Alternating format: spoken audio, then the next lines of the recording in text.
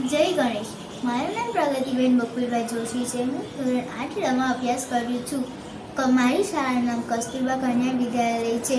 વૃક્ષો વાવો, પર્યાવરણ બચાવો. વૃક્ષો હશે તો જ તમે વરસાદ આવી શકશે અને વરસાદ આવશે તો જ તમે ઉત્સવ મનાવી શકશો. વૃક્ષો રણને આગળ વધતું અટકાવે છે. વૃક્ષો હવા, પ્રકાશ સંશ્લેષણ અને ઓક્સિજન આપે છે. ઓક્સિજન હશે તો જ આપણે આ જિંદગીમાં જીવી શકશું. તો ઓક્સિજન નહીં હોય, વૃક્ષો નહીં હોય તો આપણે આ દુનિયામાં કોઈ નહીં જીવી શકે.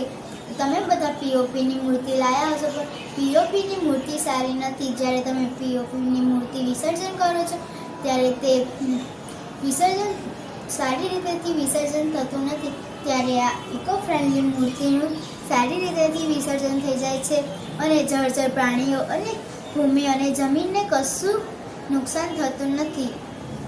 જો આ હિમાલય મેં બનાવ્યું છે. હિમાલયમાં મેં કાપડ અને રૂનો યુઝ કર્યો છે. ત્યારે આ ફ્લાવર છે, આ ફ્લાવર મેં કાગળથી યુઝ કર્યો છે.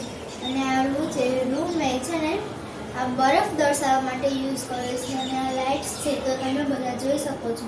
મારી ફિલ્મ કેવી લાગી? જય શ્રી કૃષ્ણ, જય ગણેશ.